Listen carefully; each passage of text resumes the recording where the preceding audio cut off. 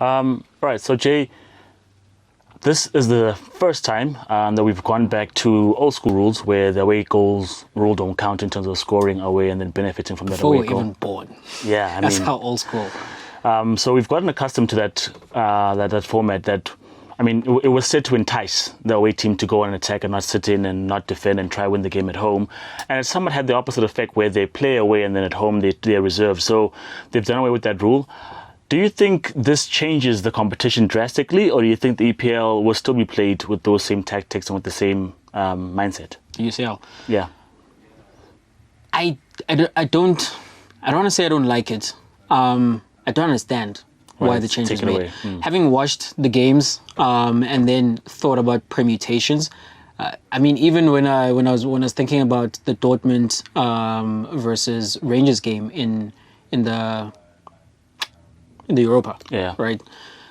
I was like, okay, Rangers won 4-2 away from home, and in previous years, you would have thought to yourself that they're halfway there, you know, and you know that Dortmund, I mean, they have to anyway, but you know that Dortmund have to go helter-skelter for 2 goals, whereas going for 3 goals definitely is something different altogether.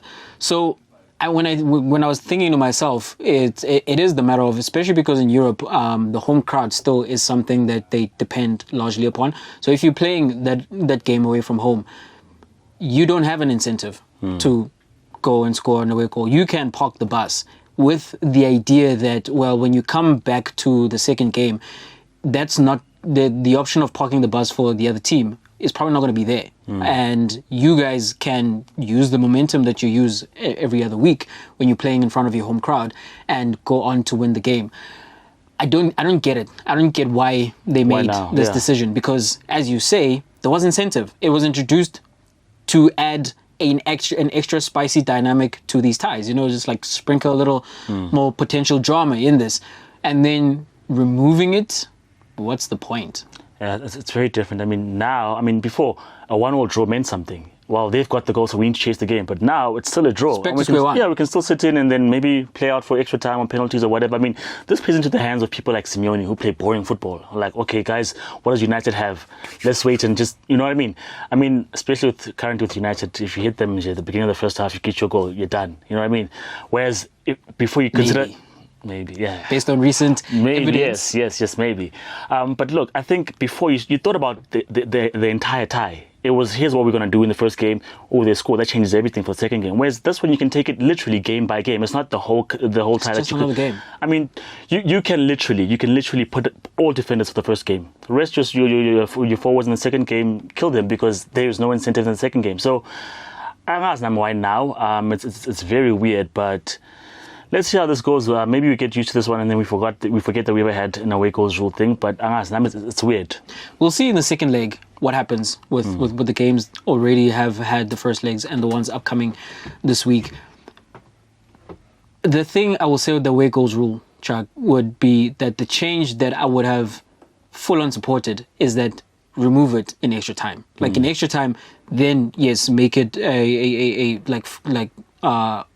all square again. Make it such that if the away team scores now in the second leg in extra time, they can't get that advantage because we didn't have the advantage over there. Have it capped at 90 minutes, effect to the away goal rule, yeah. And then if we go into extra time, then it's whoever. If we get a winner from there outright, we get a winner. If not, we go to penalties, but not in the 90 minutes.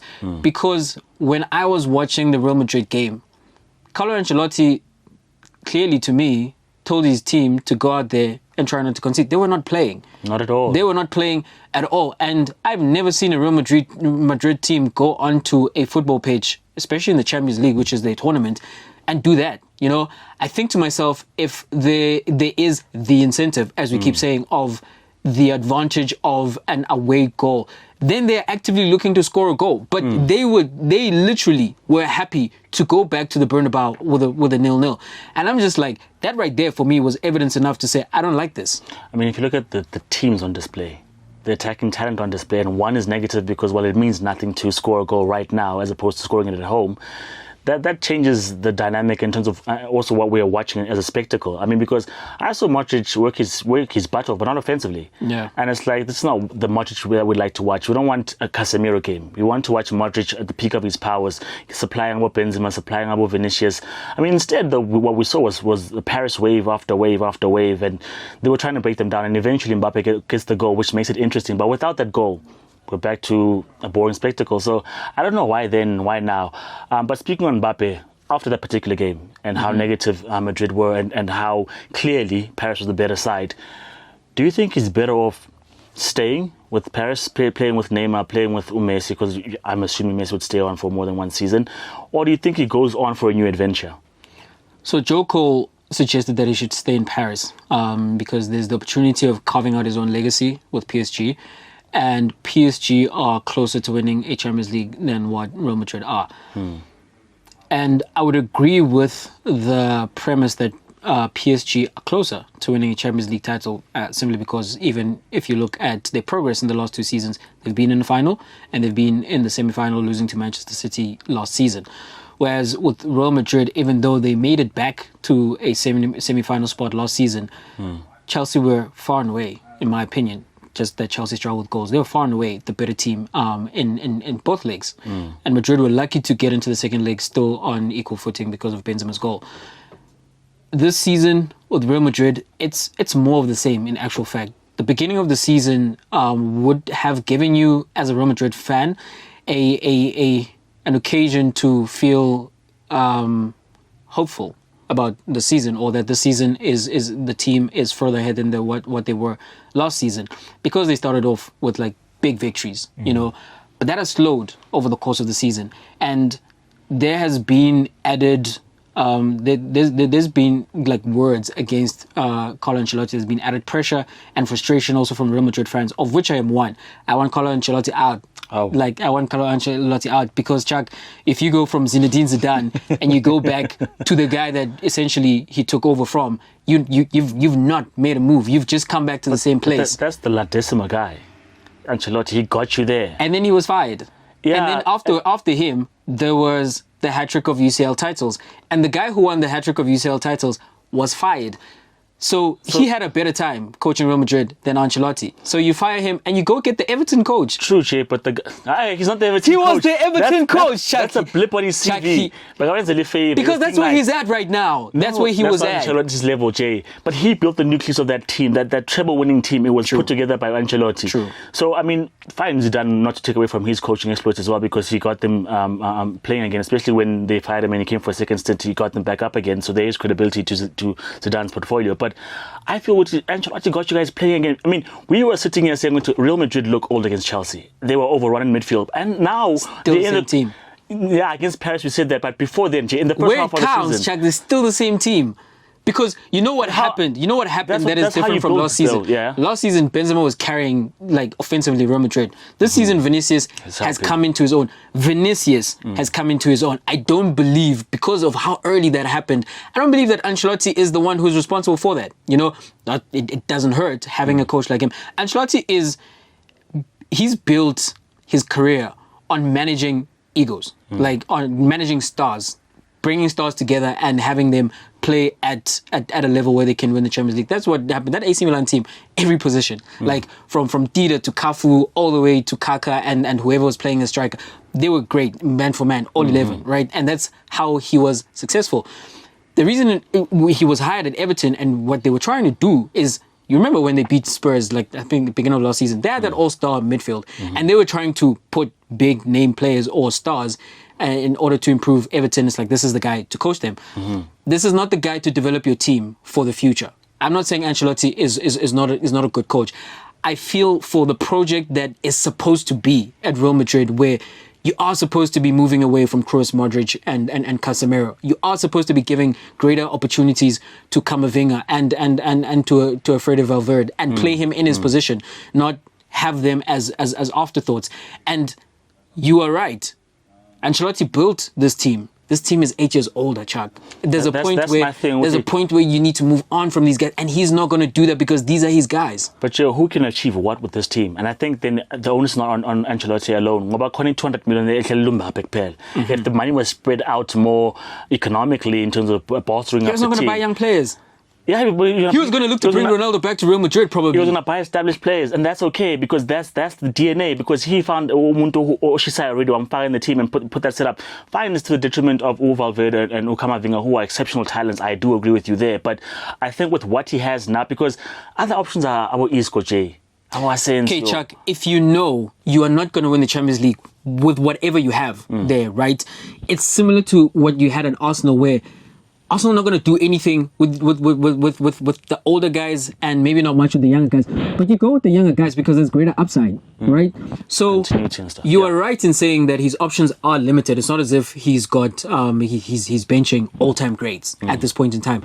But in my view, if Real Madrid came into the season without much of a chance of winning the Champions League to begin with, then the guys who have been brought to be Real Madrid's future, start blooding them in a lot more than what you have up to this point.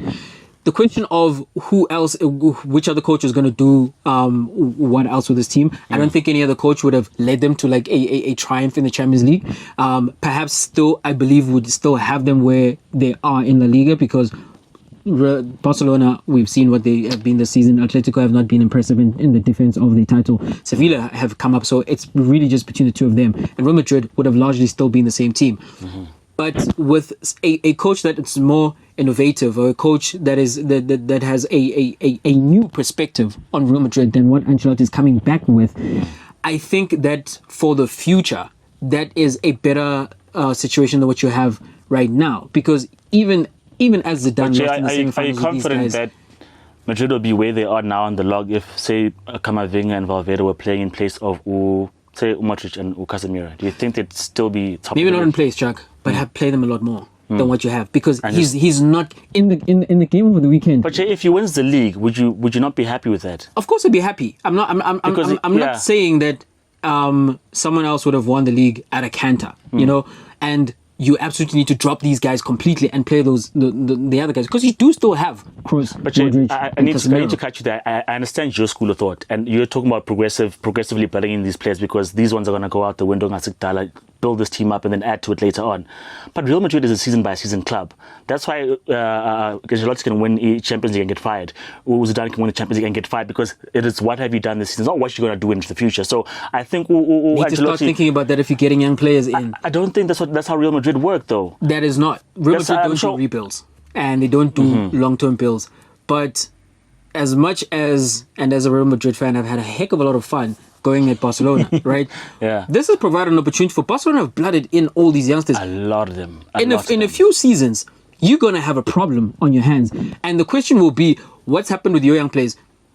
Vinicius. Vinicius is 21, has already played almost 150 games, has played 150 games for Real Madrid. And part of the reason he's had the run in the team and has had the opportunity to improve is by circumstance, because Hazard was signed to play in his position, but we know what has happened with Hazard at Real Madrid. And that opportunity, look what happens when you do play young players on a more consistent basis. And Real Madrid lucked into that because they had no other choice. Whereas I'm saying, you as the coach, you can see that these guys are on their last legs. If you watched the tape from last season, you know that against the very biggest teams in Europe, they're not going to be able to compete the way that you'd like them to. So all that being as it is, and having signed Camavinga at 18 years old and not let him go somewhere else to develop first, having a Fede Valverde still there and not putting him out on loan, what is the point of that? Like, why are you not giving them the keys more and more? You know, as I'm saying, I'm not saying completely do away, because there's no one who does what Kroos does, for example. But a Casemiro and Modric, still good, but he's on his last legs. Yeah. Casemiro also, you know, and these young players give you something different. So if I'm Mbappe, I don't want to come into this situation. To answer that question, with old Crocs. No, I don't want to come into this unless I know that we are moving in a direction where the team is going to be spruced up, and I'm going to be given the best chance to win everything. So suddenly it's not that easy. It's not that black and white to I'm jumping to Madrid because it's my team, my dream team. It's actually careful and considered. Who are you putting in the team for me to play with? That must be the conversation. If he's sitting with the chairman or whoever he's talking to from Real Madrid, he must ask the question, him and his team must ask the question, what's the project? And we hear this all the time, tell me what the project is and then I'll make the decision. If you're going to tell me that, it's going to be more of the same next season, I don't want any part of that. But if you tell me that, yes, you are the centerpiece at 22, 23, and these other guys are at a certain age bracket are also coming into the team and going to form the nucleus of what Real Madrid are going to be going forward, then okay. I am willing to give a season or two, like being blooded in with these guys that we grow together, because I know that when we hit our peak, it's going to be lights out. But if it's going to be, no, we're just going to drop you in the middle of this and hope that you can do the wonders that Benzema and Vinicius are doing, then nah. I'd say Mbappe needs to go to England. I think the cycle has moved. The Liverpool thing keeps coming up. The cycle has moved. I think right now English teams are at the top, and I think they'll be there for maybe another 2-3 years before the Spanish teams re-emerge.